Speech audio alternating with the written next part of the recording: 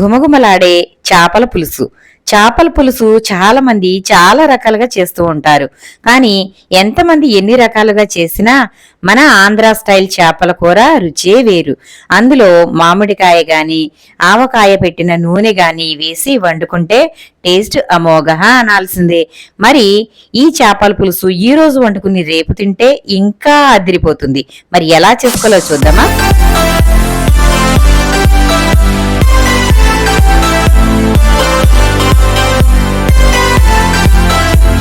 చేపల కూరకి నేను ఇక్కడ చేపలైతే తీసుకున్నాను. 1 కేజీ వరకు చేపలు తీసుకున్నాను. చేపల్ని శుభ్రంగా బయట చేయించుకుని వచ్చేసామండి.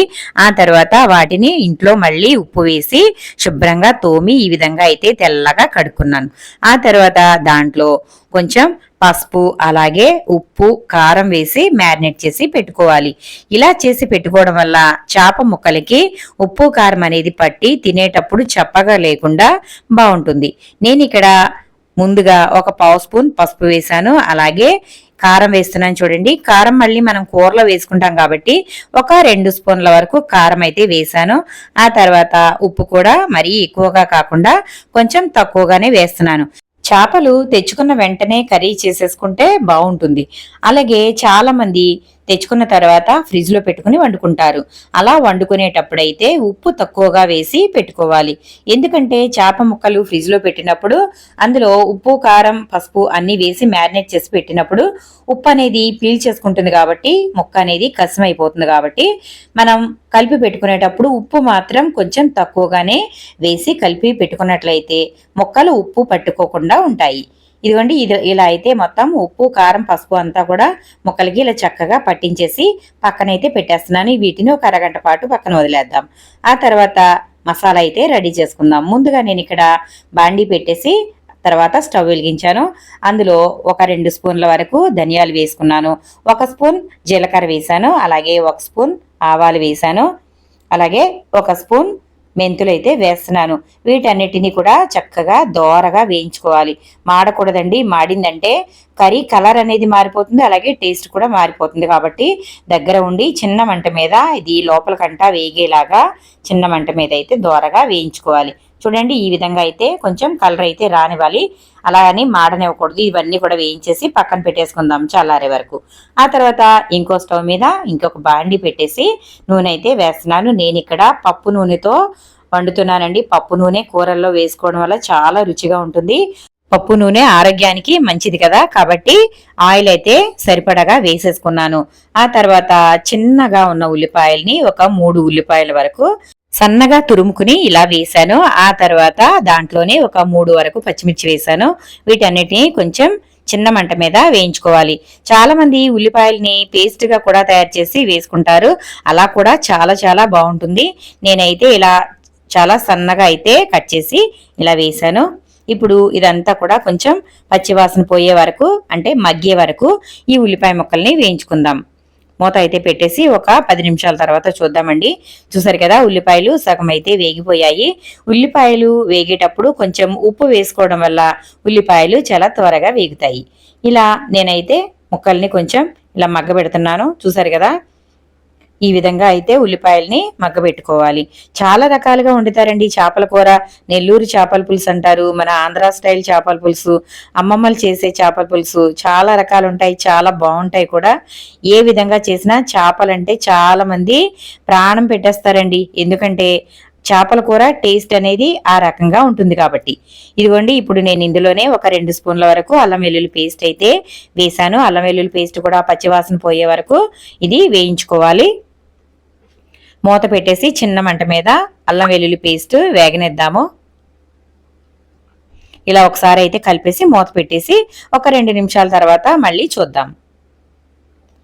చూసారు కదా, ఉల్లిపాయలు ఆల్మోస్ట్ దగ్గరకైతే వచ్చేసాయి. ఇప్పుడు ఇందులోనే 2 మీడియం సైజ్ టమాటాలని చిన్నగా కట్ చేసేసి వేస్తున్నాను. టమాటా ఆప్షనల్ అండి, వేసుకుంటే వేసుకోవచ్చు, లేదంటే ఇష్టం లేకపోతే స్కిప్ చేసేయచ్చు. నేనైతే టేస్ట్ బాగుంటుందని చెప్పి ఇప్పుడు వేసాను. మామూలుగా అయితే టమాటా అప్పుడప్పుడు వేస్తానండి, అప్పుడప్పుడు మామూలుగానే వండేస్తాను. ఏ విధంగా వండినా కూడా కూర అనేది చాలా బాగుంటుంది. ఇప్పుడు ఈ టమాటాను కూడా చక్కగా మగ్గే వరకు ఇలా కలుపుకుంటూ వేయించుకోవాలి. ఇది చిన్న మంట మీద పెట్టుకున్నట్లయితే మాడకుండా ఉంటుంది. ఎందుకంటే మనం అల్లం వెల్లుల్లి పేస్ట్ వేసాం కదా, అడుగంటే ప్రమాదం ఉంటుంది కాబట్టి చిన్న మంట మీద దీనిని మగ్గనివ్వాలి. ఆ తర్వాత ఇందులోనే కొంచెం పసుపు వేసుకోవాలి. మనం ముక్కల్లో కూడా పసుపు, ఉప్పు, కారం వేసాం కదా, కాబట్టి ఇందులో చూసుకుని అయితే వేసుకోవాలి. అందులో పావు స్పూన్ పసుపు వేసాను, ఇందులో కూడా పావు స్పూన్ పసుపు వేసాను.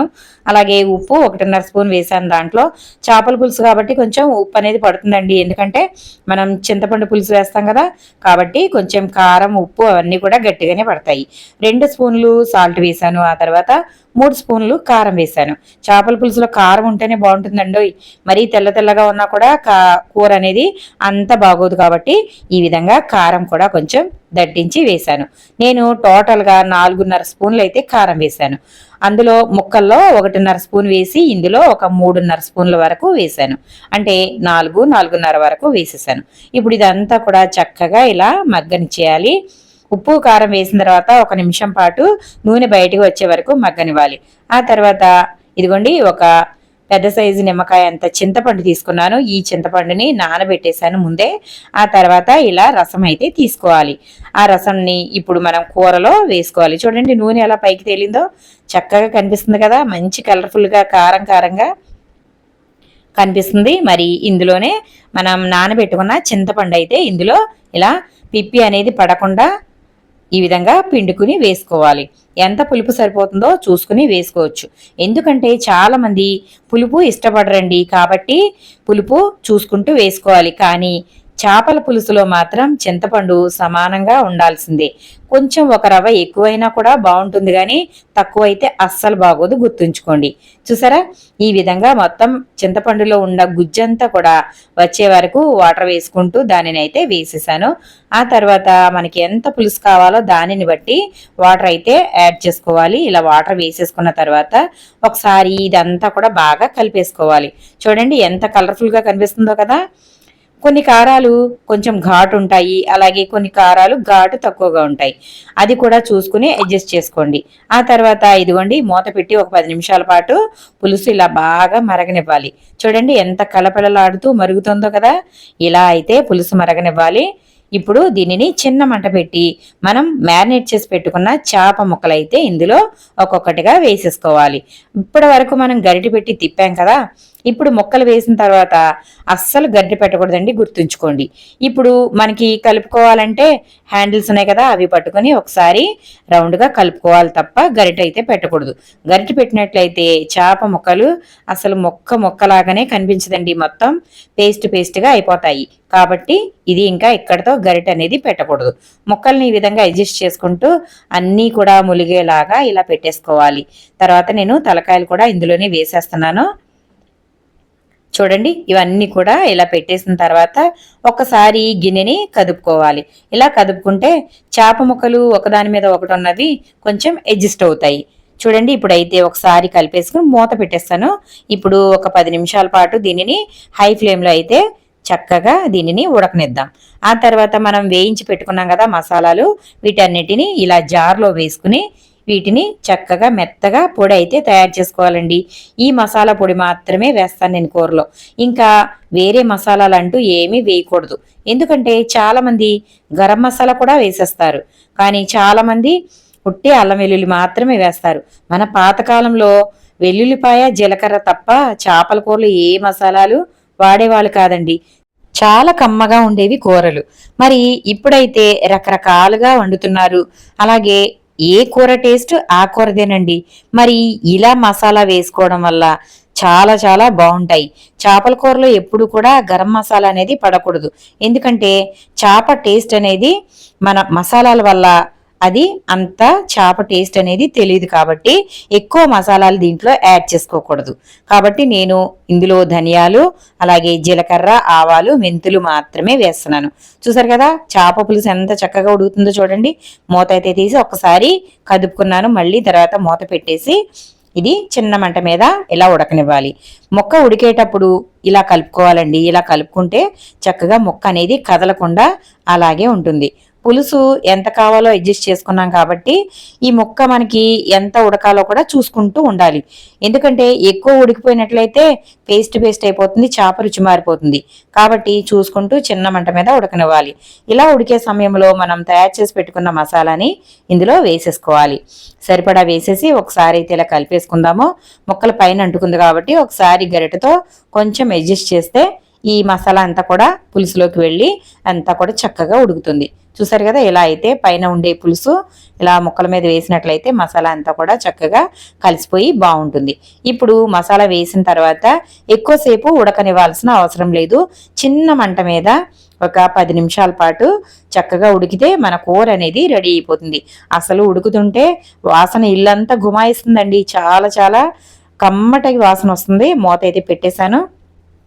ఒక 10 నిమిషాల తర్వాత చూద్దాం. చూసారు కదా, కూర ఎంత చిక్కగా ఉందో చూడండి. ఈ కూరలో ఆవకాయ పచ్చడిలో ఉండే నూనె ఉంటుంది కదా, ఆ నూనె వేసుకుని తింటే చాలా చాలా కమ్మగా ఉంటుందండి. పులుసు అదిరిపోతుంది. ముక్క లేకుండా పులుసుతోనే చక్కగా అన్నం తినేయచ్చు. అంత టేస్టీగా ఉంటుంది. నేనైతే ప్రజెంట్ వేయడం లేదు. చాలా మంది మామిడికాయ కూడా వేసుకుంటారు, అది కూడా అదిరిపోతుందండి. కాకపోతే మా ఇంట్లో ఎక్కువ పులుపు అనేది అవాయిడ్ చేస్తారు కాబట్టి నేను ఇక్కడ ఇంకా వేయడం లేదు. మామూలుగా చింతపండుతో మాత్రమే వేసాను. ఇప్పుడు మన కూర అయితే రెడీ అయిపోయింది. నూనె కూడా పైకి తేలిపోయింది కదా. ఇప్పుడు ఇందులో కొంచెం కొత్తిమీర అయితే వేసేస్తున్నాను. చాలా మంది చేపల కూరలో కరివేపాకు వేస్తారు. కరివేపాకు అన్నిటికీ సెట్ అవ్వదండి. ఎందుకంటే కొన్ని టేస్ట్ మారిపోతాయి కాబట్టి కరివేపాకు అన్నిటిలో వేసుకోకూడదు.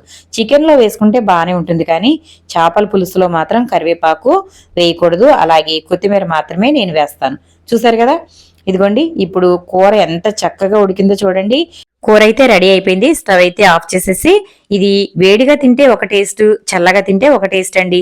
అసలు మొక్క చెదరకుండా ఎంత బాగుందో కదా. మరి మీకు నచ్చిందా? నోట్లో నీళ్లు ఊరుతున్నాయి కదా. తప్పకుండా ట్రై చేయండి. ఏ విధంగా ఉందో కమెంట్ సెక్షన్ లో కమెంట్ పెట్టండి. వీడియో నచ్చితే లైక్ చేయండి.